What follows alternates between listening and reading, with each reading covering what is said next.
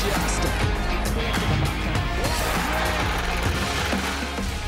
वालेकुम and welcome to game set match. I hope आप लोग खैरियत से होंगे, अच्छे से अपना ख्याल रख रहे होंगे। Another day another show and the first show of the week and खुशी मेरे चेहरे पे दिख रही है आपको इस वजह से because Pakistan has successfully made 300 plus run in a day, जो कि हम एक रेयर हमें एक फीचर दिखता है बिकॉज बैटिंग जो रिसेंट टाइम में जो बैटिंग का हमारा हाल था दैट वाज रियली शेकी। तो इस टेस्ट मैच के हवाले से डिस्कशन होगी। कराची टेस्ट की शुरुआत में कहूँगी शेकी थी, जो शुरू में हमने विकेटें गंवाई, but now the partnership of Babar Azam and Sarfaraz Ahmed. So yes, you see Sarfaraz Ahmed back in the squad में तो थे, बैक इन द 11।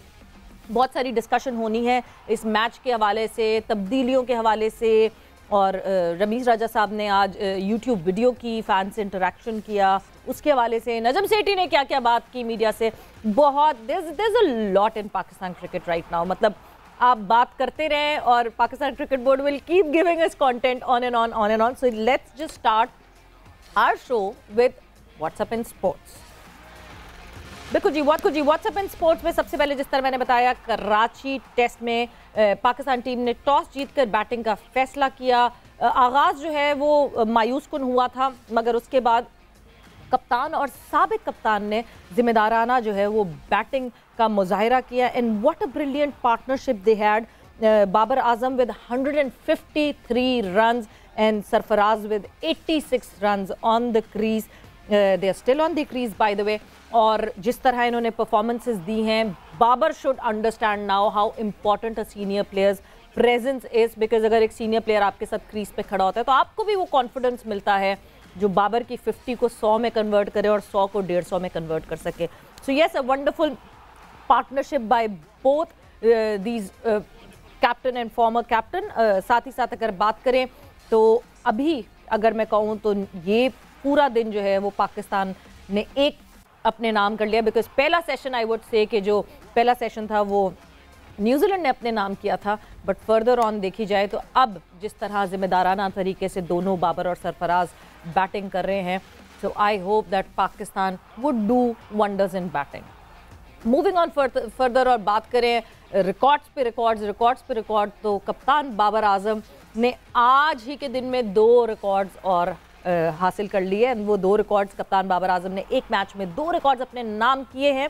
एक साल में मुश्तरका तौर पर सबसे ज़्यादा इंटरनेशनल 50 प्लस रन्स करने वाले प्लेयर बन गए हैं। बाबर आजम कुमार संगकारा के हम पल्ला हो गए हैं, जिन्होंने 2014 में 25 50 प्लस स्कोर किए थे। बाबर आजम ने इस साल 7 इंटरनेशनल सेंचुरीज एंड 18 नेफ सेंचुरियां स्कोर की हैं। So a lot of runs in Babar Azam's belt this year. इसके अलावा बाबर आजम ने एक कैलेंडर ईयर में सबसे ज़्यादा इंटरनेशनल रन्स बनाने वाली वो वाहिद पाकिस्तानी प्लेयर बन गए हैं और एजाज़ भी अपने नाम कर लिया है। और बाबर आजम ने ये एजाज़ कराची टेस्ट में न्यूजीलैंड के खिलाफ जब उन्होंने 13 रन स्कोर किए थे तभी हासिल कर लिया था। एंड एज वी स्पीक, अभी मैं सिर्फ आपको बताते चलूँ, मोहम्मद यूसुफ ने 2006 में 2435 रन बनाए थे और बाबर अभी भी कंटिन्यूसली रन बना रहे हैं, 2436 ऑलरेडी कर चुके हैं। बट एज वी स्पीक, वो कहते हैं कॉमेंटेटर्स कर्स, बट यहाँ पे मैं कहूँगी होस्ट कर्स, बिकॉज सरफराज यहाँ पे आउट हो गए हैं। नई बॉल जो है वो न्यूजीलैंड ने ऑप्ट कर ली थी और नई बॉल पे थोड़े से शेकी सरफराज शुरू में भी दिखे थे, एक रिव्यू पे भी सिलसिला गया था, वहाँ पे वो उनको अंपायर्स कॉल पे वो बचे थे।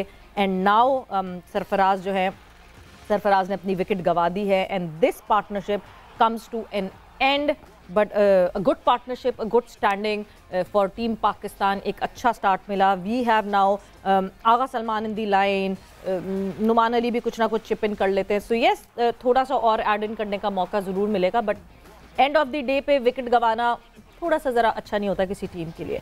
बट मूविंग ऑन फर्दर, अब बात करें अगर chairman PCB management committee Najam Sethi ने कराची में मीडिया से गुफ्तगू की और उन्होंने कहा कि मिकी आर्थर को मैं लाया था और मिकी आर्थर ने टीम को बनाया, टीम में डिसिप्लिन कायम किया और इंतहाई अच्छे तरीके से जो है उन्होंने टीम को चलाया। तो नजम सेठी ने कहा कि बाबर आजम को भी पहली बार पहचानने वाले कोई और नहीं थे, मिकी आर्थर ही थे। वो जल्द टीम को वापस ज्वाइन करेंगे। पिचेस के हवाले से चेयरमैन ने कहा कि पिचेस को के ऊपर हमें काम करना पड़ेगा और हमारे पास ट्रेंड लोग नहीं है। सो एक स्टेटमेंट तो कहीं ना कहीं रमीश राजा से मैचअप होती हुई दिखती है सेठी साहब की। स्टेडियम के नामों की तब्दीली के हवाले से उन्होंने कहा कि लाहौर में भी स्टेडियम के नाम पर बहस हुई थी, बट गद्दाफी स्टेडियम का नाम तब्दील करने की बात हो रही थी, मगर मेरा मानना है कि जो तारीखी नाम है वो वैसे ही रहने चाहिए। हमारी यादें भी उन नामों के साथ जुड़ी हैं। भारत जाने के हवाले से कहा कि ये फैसला सोली हुकूमत का होता है। अगर हुकूमत कहेगी कि भारत जाना है तो हम जाएंगे, और अगर हुकूमत कहेगी कि भारत नहीं जाना तो हम नहीं जाएंगे। फर्दर ऑन, साबिक हेड कोच मिकी आर्थर ने पाकिस्तान क्रिकेट बोर्ड की ऑफर को कबूल कर लिया है। मिकी आर्थर का कहना था कि इंग्लिश काउंटी से मुआहदा ख़त्म होने के बाद पाकिस्तानी टीम की कोचिंग के लिए तैयार हूँ। कौमी टीम के मौजूदा हेड कोच सकलैन मुश्ताक का मुआहदा फरवरी में ख़त्म हो रहा है। ज़राए के मुताबिक मैनेजमेंट कमेटी सकलैन मुश्ताक का कॉन्ट्रैक्ट ख़त्म होने तक मिकी आर्थर को लाना चाहती हैं। सो लेट्स सी कि मिकी आर्थर कब आते हैं, बिकॉज डर्बीशायर से उनका कॉन्ट्रैक्ट है और अभी भी कॉन्ट्रैक्ट ख़त्म होने में काफ़ी टाइम बाकी है। So how he will manage between both of them, ये ज़रूर देखना पड़ेगा। साथ ही साथ बात करें तो रमीश राजा साहब, हमारे x chairman Pakistan cricket board, ने आज यूट्यूब पे फैंस से जो है वो इंटरेक्ट किया और बड़ी बहुत खुल के जो है उन्होंने डिस्कशन की, बात की। उनसे सवाल भी बहुत कठिन और बहुत मुश्किल सवाल फैंस ने पूछे, बट फैंस तो फैंस होते हैं, you can not stop them. So साबिक चेयरमैन पीसीबी रमीश राजा के अपने यूट्यूब चैनल पर आवाम से क्या गुफ्तगू हुई। उन्होंने कहा कि बदमज़गी वहाँ से शुरू हुई जब एशिया कप हमें मिला और भारत ने कहा कि ये न्यूट्रल वेन्यू पर होगा, पाकिस्तान नहीं जाएंगे। मैं खड़ा रहा कि एशिया कप पाकिस्तान में ही होगा। भारत के यहाँ ना आने के मामले पर हमने स्टैंड लिया, जहाँ हमारे साथ ज़्यादती होगी वहाँ हम स्टैंड लेंगे। रमीश राजा ने कहा कि सियासत का क्रिकेट बोर्ड में बिल्कुल अमल दखल नहीं होना चाहिए। जो लोग बाहर से आकर बोर्ड में हमला करते हैं वो अच्छा नहीं है। नजम सेठी को लाने के लिए बोर्ड में सब कुछ बदल कर रख दिया। टीम पाकिस्तान आ रही थी तो आपने चीफ सेलेक्टर को बदल दिया।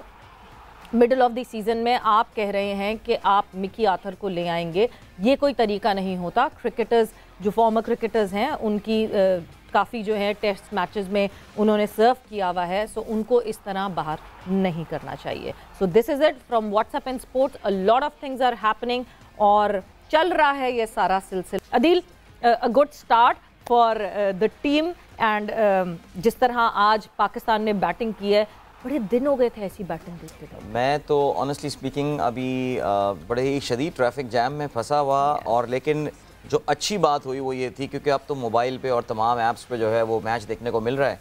इतनी तक़वियत मिल रही थी और इतना मज़ा आ रहा था। और अभी देखिए, अब मैं इसको माइंडसेट का चेंज देखूं, क्या आप कह सकते हैं कि जी इंग्लैंड शायद पाकिस्तानी कंडीशन को समझ नहीं पाया, या उनका बॉलिंग अटैक न्यूजीलैंड का बॉलिंग अटैक इंग्लैंड के मुकाबले में थोड़ा सा वीक था, लेकिन you can not take the credit away. ख़ास तौर से सरफराज, ऑनेस्टली सुबह में नया दिन भाई बैठा हुआ था और हम यही बात कर रहे थे कि what to expect from Sarfaraz, तो मैं उस पर कह रहा था कि don't expect too much from him, because एक बहुत बड़े हाइअटस के बाद वो आके पाकिस्तान के लिए एक बार फिर से खेल रहे हैं।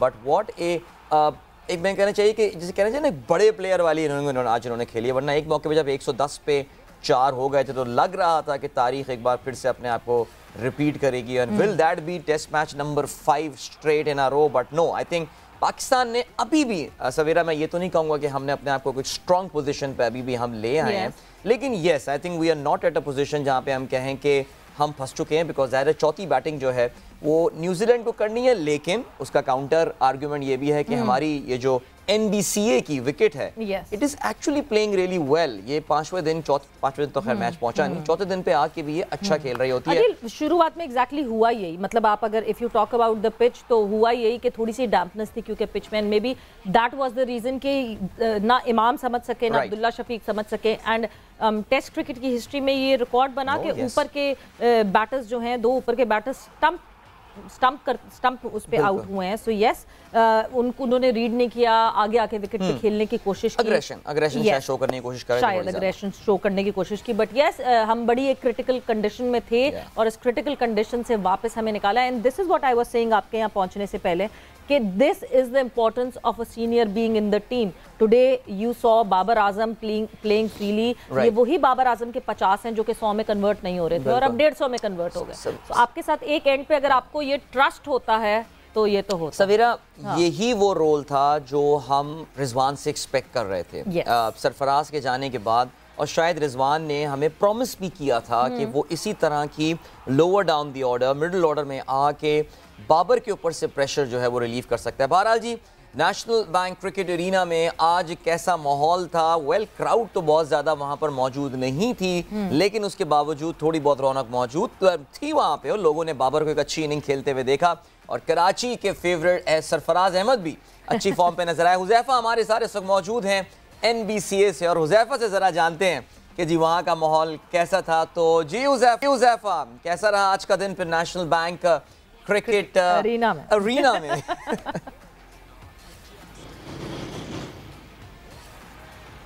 अदील और सवेरे, जिस तरह आप लोगों ने बात की कि स्टार्ट तो अच्छा नहीं था, शेकी स्टार्ट था, और हमें तो ऐसा लग रहा था कि पता नहीं ये बूम बूम बॉल क्रिकेट हो रही है, क्या हो रही है, जो हर बंदा आके क्रिस से बाहर निकल के खेल रहा है. तीनों आउट अगर आप देखें तो क्रिस से बाहर निकल के आउट हुए. एक दफ़ा को ऐसा लग रहा था कि हम बहुत पीछे रह जाएंगे, लेकिन सरफराज की इनिंग ने बहुत स्टेबिलिटी दी है पाकिस्तान क्रिकेट टीम को, और ये रिक्वायर्ड है. जिस तरह आप बात कर रहे हैं, लेटर ऑन 12 बजे के बाद फैंस भी जो है वो स्टेडियम में आना शुरू हो गए, और उन्होंने भरपूर अंदाज में चीयर किया बाबर आजम को भी और सरफराज अहमद को भी. और जब सरफराज इंजर्ड हो गए थे तो एक वक्त ऐसा लग रहा था कि शायद उन्हें बाहर जाना पड़े, क्योंकि हैमस्ट्रिंग उनका पुल हो गया था. लेकिन उनको पता है ये इनिंग्स उनके लिए कितनी ज़रूरी थी, और ना सिर्फ उनके लिए बल्कि बाबर आजम के लिए और पाकिस्तान के लिए, क्योंकि एक एंड पे वो डट के खड़े हुए थे. फिर भी वो अपने साथ फाइट करते रहे और लगे रहे. तकरीबन 80-90 रन उन्होंने किया, वो आउट हो गए. लेकिन एक अच्छा दिन पाकिस्तान क्रिकेट के लिए. कम फैंस थे, लेकिन उन कम फैंस ने भी चीयर किया. पाकिस्तान क्रिकेट में बहुत अरसे बाद टेस्ट क्रिकेट के अंदर इस तरह की बड़ी पार्टनरशिप हमें लगती हुई दिखाई दी है. तकरीबन 150 से ज़्यादा रन की दोनों बल्लेबाजों ने लगाए,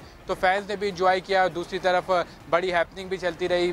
नजम सेठी साहब भी आए, उन्होंने भी बहुत सारी बातें की, और इस वक्त ऐसा लगता है कि वो इनपुट लेते हुए दिखाई दे रहे हैं. उन्होंने सारे साबिक टेस्ट क्रिकेटर्स से मीटिंग करी नेशनल बैंक क्रिकेट एरिना में, जिसमें और हुज़ैफा बड़ा जो है ना माहौल एक डिफरेंट सा दिख रहा है.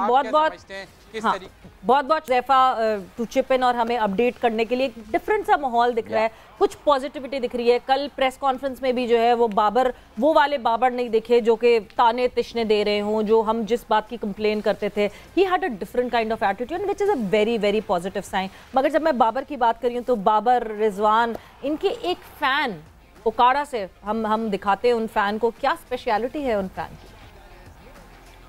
जी बिल्कुल, क्रिकेट के चाहने वाले तो आपने बहुत से देखे होंगे, लेकिन आज जिस फैन को हमने पकड़ा है, ये ऑल द वे ट्रैवल कर आए हैं.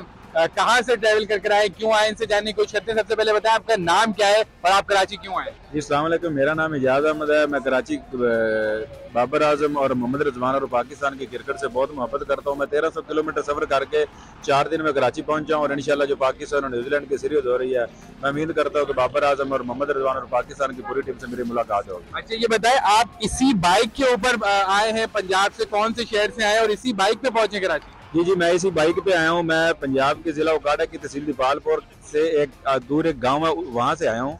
तो 4 दिन की ट्रैवलिंग करके मैं यहाँ पहुँचा हूँ. अच्छा, ये शर्ट पे आपने बाबर रिजवान की भी बनाई हुई है तस्वीरें, यहाँ पे तस्वीरें लगाई हुई है. कितना खर्चा हो गया आपके यहाँ तक आने? खर्चा तो माशाल्लाह बहुत हो गया, लेकिन उनसे मुलाकात हो जाएगी तो ये कुछ महसूस नहीं होगा. आपने देखा पाकिस्तान की किट पहनी हुई है, न्यूजीलैंड का मैच तो शुरू होने जा रहा है, लेकिन ये मोहब्बत है ओकाड़ा से. खास तौर पे ये ट्रैवल करके आए बाइक के ऊपर, बाबर रिजवान के फैन है, जगह जगह तस्वीर लगाए, और ख्वाहिश ये रखते हैं कि कप्तान बाबर आजम और मोहम्मद रिजवान से इनकी मुलाकात हो. जी चलें जी, अल्लाह करे ऐसे ही हो जाए इनकी मुलाकात हो. दीपालपुर से आए हैं और इतनी दूर से बाइक, और इस वक्त इस मौसम में बाइक चला के आना आसान काम नहीं होता. पता नहीं अगर आप हाईवे पे सफर कर रहे हो तो आपको पता होगा कि वो बसों के पीछे साथ टेल गेट कर रहे होते हैं, ट्रक के पीछे, ताकि हवा जो है वो इतनी तेज ना आए. बट जी कहते हैं ना कि ये फैंस ये वो हैं कि जो अल्लाह जब इज्जत देता है किसी को, they are the people who make you the star. So उम्मीद यही करते हैं कि जी बाबर के साथ और रिजवान के साथ इनकी मुलाकात हो जाएगी. चलें जी, आज जब आप मैच देख रहे होंगे और मेरी तरह हमतन गोश हो के आप लोग जो हैं वो मैच देख रहे होंगे, एक बड़ा इंटरेस्टिंग स्टैटिस्टिक आया था, और वो बड़ा इंटरेस्टिंग स्टैटिस्टिक यह आया था कि पाकिस्तान की जानिब से न्यूजीलैंड के खिलाफ दी हाईएस्ट एवरेजेस और उस हाईएस्ट एवरेज में जिस खिलाड़ी का नाम जो है ना वो सबसे टॉप पर आया था, दैट वाज शोएब मोहम्मद, पाकिस्तान के साबिक ओपनिंग बैट्समैन और टेस्ट क्रिकेटर शोएब मोहम्मद, जिन्होंने न्यूजीलैंड के खिलाफ 7 मैचेस में 854 रन यानी 854 रन बनाए at an unbelievable average of 106, 5 सेंचुरियां। कोई ख्वाब, वो कहते हैं ना अक्सर जैसे मेहदी हसन मिराज इंडिया के खिलाफ अपना ए गेम लेकर आते हैं, यानी वो इंडिया उनको समझ नहीं पा रहा है कि यार ये क्या हो जाता है हमारे खिलाफ, वैसे ही शोएब मोहम्मद साहब न्यूजीलैंड के खिलाफ होते होंगे अपने ज़माने में। कीवीज को देख के जो है ना, कीवीज को देख के वो कुछ, कीवी का शिकारी कौन होता है हमें पता नहीं, कौन सा जानवर होता है वो हम उनसे पूछते हैं, इसलिए बिकॉज इस वक्त शोएब मोहम्मद साहब हमारे साथ लाइव मौजूद हैं और हम उनको गेम सेट मैच में अदील और सवेरा उनको खुशामदीद भी कहते हैं। तो चलें शोएब मोहम्मद साहब, मैच में हम बाद में बात करेंगे, पहले ये बताएं सर, ये कौन सा कोई खास वजीफा था, खास दम करके पानी पी कर आते थे, देख के क्या हो कुछ होता था, ये जरा पहले ये जवाब दें सर। माशाल्लाह 5 सेंचुरीज, 106 की एवरेज, शोएब साहब।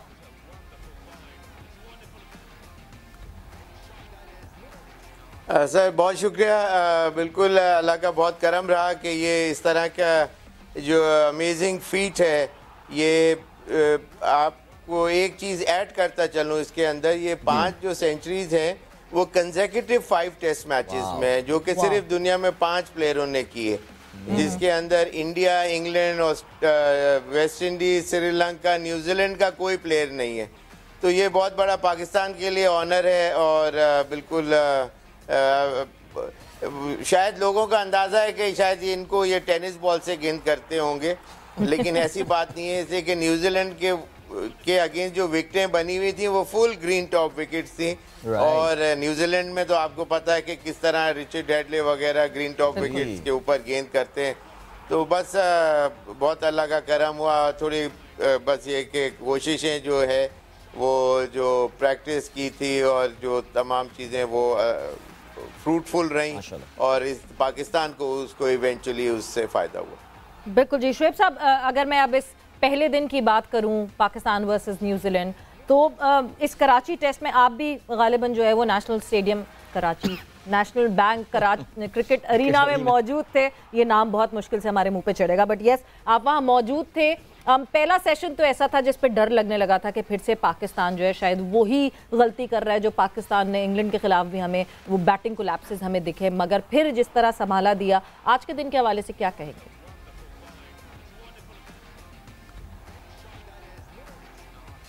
देखिए, शुरू में थोड़ा सा ड्यू टू आजकल ठंडा मौसम है कराची में, तो अर्ली ऑन जो कराची के जो विकेट या और एनी रादर कोई भी पिच पाकिस्तान में इस वक्त डैम्पनेस सी होती है, और नया बॉल और first day of the test match में डेफिनेटली वो जो अगर ठंडा मौसम है तो मुश्किलात होती हैं, तो उसके ऊपर थोड़ा सा एक्स्ट्रा कॉशियसली आपको खेलना होता है और गेम लेके चलना पड़ता है। लेकिन हमारे मेरे ख्याल से जो बैट्समैन थे अर्ली ऑन, वो थोड़ा सा रन्स के ऊपर शुरू से ही जाने, पहले सेशन में ज़्यादा रन्स अचीव करना चाहते थे।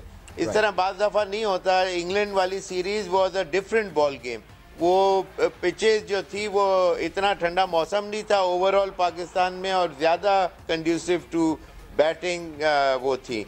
तो हमारे बैट्समैनों ने कुछ शुरू की जो गलतियां की उसके अंदर वो आउट हुए, और लेकिन फिर बाद में आपने देखा कि जिस तरह बाबर और सरफराज ने आउटस्टैंडिंग इनिंग खेली है, उससे पाकिस्तान को बहुत रिस्पेक्टेबल टोटल के ऊपर लेके आ गए।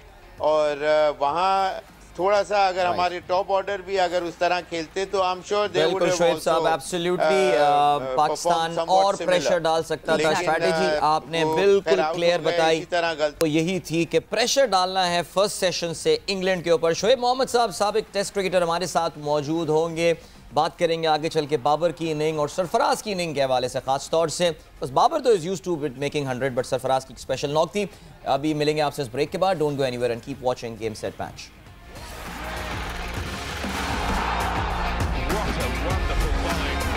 And welcome back to game set match in conversation with Shoaib Mohammad साहब, और डिस्कशन उनसे हो रही है आज पहला दिन कराची टेस्ट के हवाले से, जिस तरह पाकिस्तान टीम की जो है वो कारकर्दगी रही, बाबर आजम की जिस तरह कारकर्दगी रही और सरफराज अहमद की, उसके हवाले से हम डिस्कशन को और आगे बढ़ाएंगे। But before that Qadir Khawaja ने जो है वो आकिब जावेद से बात की, क्या डिस्कशन हुई, आइए आपको दिखाते हैं, सुनाते हैं।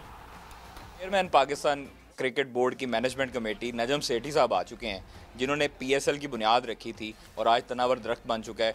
रमीज़ राजा और नजम सेठी में क्या फ़र्क देखते हैं? देखिए, बात ये होती है कि किसी के नाम से थोड़ी फ़र्क पड़ता है। जो आपने काम करके चले जाते हैं वो काम याद रखा जाता है। और ये कई दफ़ा लोग, मुझे समझ नहीं आती कि जब कोई आपका काम अच्छा होता है तो लोग अप्रिशिएट करते हैं, जब आपको काम नहीं सही करते तो क्रिटिसाइज़म उस ओहदे को हो रहा होता है, वो पर्सनल ले जाते हैं। सो आई थिंक कि जितना ये 3-4 साल में बेड़ा गर्क हुआ है क्रिकेट का, इससे ज़्यादा कोशिश हो भी नहीं सकती थी। और मैं समझता हूँ कि Najam Sethi specially for the PSL, वो उसका बेबी है और अपने बच्चे को कोई नुकसान नहीं पहुँचा सकता। आई थिंक कि उनके लिए पिछली दफ़ा आए थे तो वो हनीमून पीरियड साथ लेके आता है ना नया चेयरमैन। अब नहीं है, क्योंकि अब लोग भी समझ गए हैं, वो खुद भी समझते हैं कि उनकी कौन कौन सी प्रायोरिटीज़ होनी चाहिए। तो आई थिंक जिस तरह के वो डूअर हैं डेफिनेटली बेहतर काम करेंगे। सिलेक्शन कमेटी ठीक है जो अब बनाई है शाहिद अफरीदी की सरबराही में? ये मुझे इंटरम लग रही, मुझे लगता नहीं है कि शायद अफरीदी लॉन्ग टर्म चलेंगे, जिस तरह से वो कह रहे हैं कि वो बहुत बिजी हैं। बट आई थिंक ऑप्शंस हैं इसमें आगे जाके भी। सिलेक्शन कमेटी उसको दें जो क्रिकेट में इन्वॉल्व है या रिसेंटली उसने छोड़ी है। बूटी भी दे सकता हूँ। मुझे ये लगता है कि Mohammad Hafeez can be very good option. Shoaib Akhtar भी काफ़ी असर और रसूख इस्तेमाल कर रहे हैं चीफ सेलेक्टर बनने की। देखिए, उनका कोई ग्रास रूट क्रिकेट या क्रिकेट से उस तरह से डायरेक्टली कोई ताल्लुक नहीं है। फिर आएंगे, फिर सीखने की कोशिश करेंगे। But I think Mohammad Hafeez is my choice. तो आकिब जावेद ने तो नाम दे दिया। इंटरेस्टिंग। आई वाज थिंकिंग कि बोलेंगे कि शायद नाम ना लें, लेकिन उन्होंने तो हफीज़ के जैसे कहना चाहिए ना पलड़े में वेट भी डाल के रख दिया है। बहरहाल शुएब मोहम्मद साहब से हम बात करते हैं। और शुएब साहब, मैच का तो बहरहाल जिक्र हो ही रहा है, लेकिन इस वक्त एक क्रिकेट बोर्ड हमारा अचानक, अभी सीरीज बिल्कुल आगाज़ होने को थी और क्रिकेट बोर्ड में अचानक इतनी बड़ी तब्दीलियाँ आ गई। नहीं, चेयरमैन की तब्दीली से बड़ी तब्दीली और क्या हो सकती है। सिलेक्शन कमेटी को भी इंटरिम बेसिस पे लाया गया है। उनकी पिक्स के हवाले से आप क्या बात करेंगे? मीर हमजा को लाया गया है, क्या सरफराज का खेलना भी आप ये समझते हैं कि ये इस नई सिलेक्शन कमेटी की वजह से ही हो रहा है, वरना रिजवान तो अपनी जगह गिव अप करने को तैयार नजर आ नहीं रहे थे?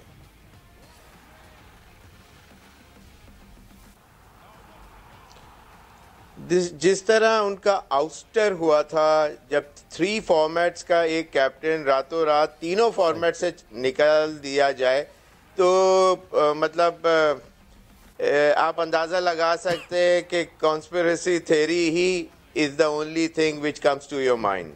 और वही चीज़ हुई थी, और जिसकी वजह से ये 2-3 साल में उसको एक मैच भी या एक सीरीज़ या कोई टेस्ट मैचेस वगैरह उसको नहीं दिए गए पर्पसली। हालांकि बहुत सी दफ़ा जिस तरह रिजवान ने बहुत अच्छा किया आने के बाद, जब वो उनका इंडक्शन हुआ तो उन्होंने अच्छी परफॉर्मेंसेस दी, लेकिन इंडक्ट कैसे हुआ इंसान? पहली बात तो ये कि सरफराज की जगह उसको एज अ बैट्समैन भी डाला जा सके, because he had been playing well earlier on. अभी लेटली तो अच्छी परफॉर्मेंस, इसलिए कि मेंटल फिटीग हो गई थी उसको, और इसलिए कि keeping is a very tiring job. तो वो चीज़ ना वो छोड़ना चाहते थे, ना बोर्ड किसी तरह से चाहता था कि जी हमारा नाम ना खराब हो, इसलिए कि हारेगी टीम तो आपके बेस्ट प्लेयर्स जो जिस तरह शाहीन आफरीदी को रेगुलर क्रिकेट और उन्हीं से वो चीज़ें आस्किंग रेट जो था वो बहुत ज़्यादा ऑन द हाईएस्ट स्टेक्स के ऊपर ले गए थे, तो उनको पूरी जान माननी पड़ती थी। दुनिया में ऐसा नहीं होता, जब बाज़ दफ़ा प्लेयर्स को कैप्टन्स को भी रेस्ट करना पड़ता है। रिकी पॉन्टिंग की मिसाल, न्यूजीलैंड का टूर नहीं किया, दूसरा प्लेयर गया, वो वापस जब आए तो उन्होंने ज्वाइन कर लिया। तो ऐसी बेतहाशा मिसालें होती, तो बिल्कुल ये चांस नहीं था सरफराज का, लेकिन कुदरत ने भी साथ दिया। उन्होंने सबसे बड़ी बात यह है कि मेंटल फिटनेस का कंप्लीट यूटिलाइजेशन जो था वो आज उन्होंने किया, और सिंगल डबल्स और बॉल की मेरिट के हिसाब से बियॉन्ड हिज रीच नहीं खेलने की कोशिश की, कोई फ्लैम्बॉइंट किस्म के शॉट्स नहीं खेलने की कोशिश की, मेरिट को यूज किया, बॉल का प्लेसमेंट, सिंगल डबल्स, बाउंड्रीज भी फिर नेचुरली खुद ही आती हैं। आप ऑक्यूपाई फॉर लॉन्गर करें टेस्ट क्रिकेट में, पाकिस्तान की अगर मैं बात करूं ऑटोमेटिकली, तो टीम पाकिस्तान के लिए शुएब साहब, टीम पाकिस्तान की मैं बात करूं तो टीम पाकिस्तान के लिए दिस इज वेरी गुड कि एक हेल्दी कंपटीशन, बिकॉज ऑब्वियसली जब तक एक प्लेयर को ये लगे कि नहीं जी कोई है ही नहीं बेंच पे, सो एक टाइम आता है जहां पे आप नेचुरली, ह्यूमन नेचर होती है, आप फॉर ग्रांटेड लेके यू जस्ट कीप प्लेइंग, मगर जब आपको पता होता है कि एक हेल्दी कंपटीशन है टीम में, so you want to do better and better, और आप मुसलसल, वो कहते हैं ना, ऑन दी एज रहते हैं कि हाँ जी अच्छा करना है वरना समवन सिटिंग बिहाइंड। सो ये एडवांटेज पाकिस्तान क्रिकेट और पाकिस्तान टीम को होगा इन ऑल।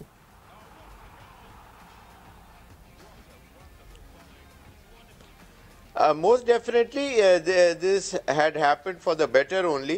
इसमें अब रिजवान को ओवरकम करनी पड़ेंगी अपनी गलतियां, जो वो थोड़ा बहुत जो फास्टर बॉलर्स के ऊपर पिछले सीरीज में नज़र आया, या इवन T20 मैचेस के अंदर ऑस्ट्रेलिया में।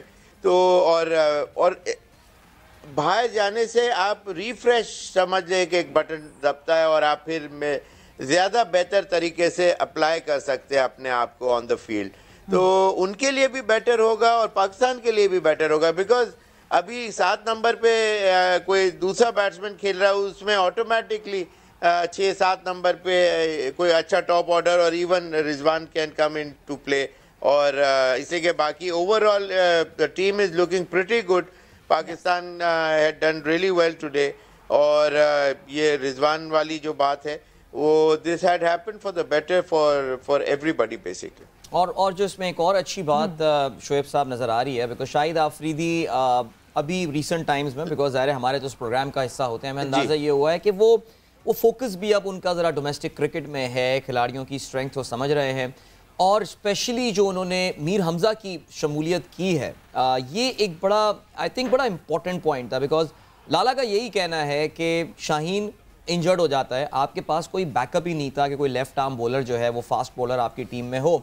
एक ही हमने देखा इंग्लैंड के खिलाफ, एक ही तरह की फास्ट बॉलिंग हो रही थी, कोई उस पर वेरिएशन या कुछ भी नहीं थी। सो इवन दो कम टाइम के लिए हैं, लेकिन लाला ने अपना इम्पैक्ट तो बहरहाल सिलेक्शन में ऐसा लग रहा है कि दिखाना शुरू कर दिया है।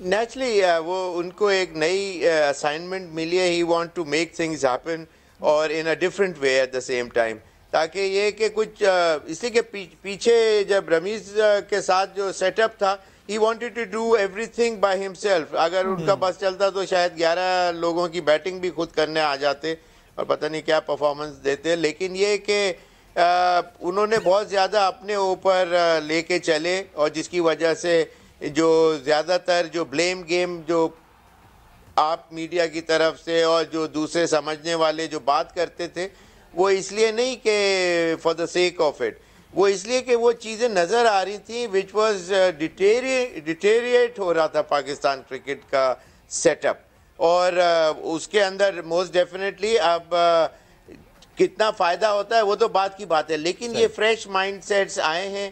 Shahid Afridi leading from the front, उन्होंने आके शो किया, he put his foot down, started from the right foot first, और एक नए प्लेयर को चांस दिया। There is always somebody who can overtake a place of a senior player, और वो एक यंगस्टर को मौका दिया which is somewhat similar, उसके ऊपर लेफ्ट आर्मर है और he is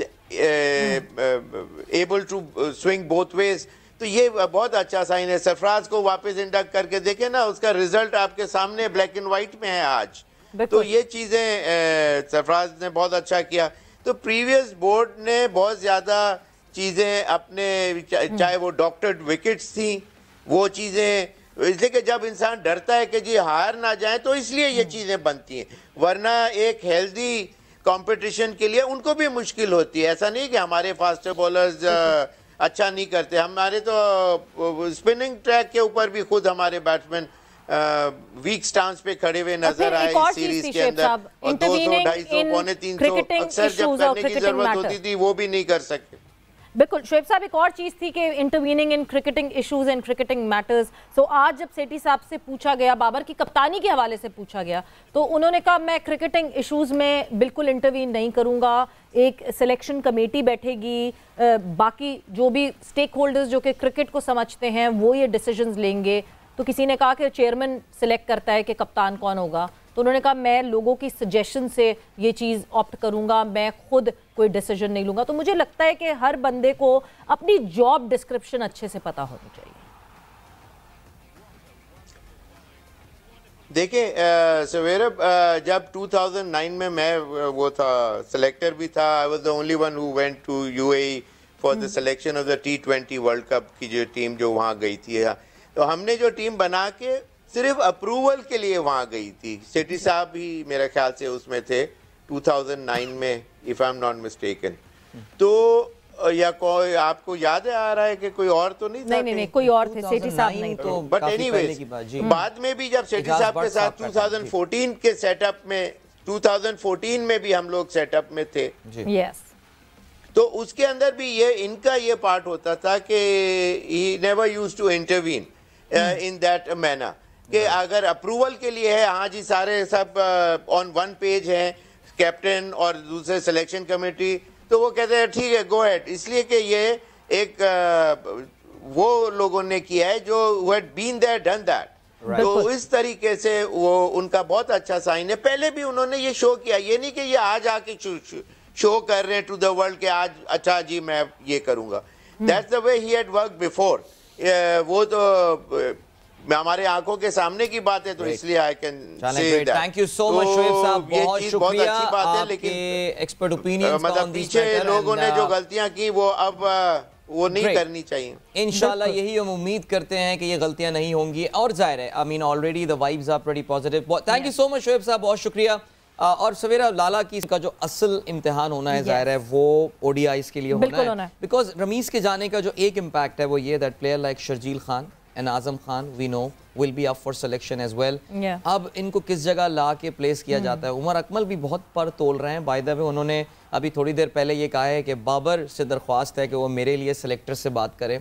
सो देखते हैं उमर अकमल की जगह बनती है या नहीं, लेकिन I'm pretty sure we'll see some fresh faces. रंग बदलता है आसमां कैसे कैसे, but yes this is what is happening. और एक बड़ा चैलेंज होगा कि ओडीआई स्क्वाड क्या सिलेक्ट किया जाए, but with Lala and with Abdul Razzaq and ये लोग जब साथ मिलके बैठेंगे, राउफ इफ्तिखार, सो ये दोनों जो हैं, अगर मैं अब्दुल रज़ाक और राउफ इफ्तिखार की बात करूं, they have been connected to the domestic cricket for a very long time, so इनकी नज़र ज़रूर होगी प्लेयर्स के ऊपर। But let's see better days, I hope अच्छी चीज़ें हों आगे पाकिस्तान क्रिकेट के लिए। All we want is good days for Pakistan cricket and today was a good day, recovered well. So इसी के साथ वक्त खत्म हुआ गेम सेट मैच का। अपना बहुत ख्याल रखिएगा। सवेरा अदील को इजाज़त दें, अल्लाह हाफ़िज़।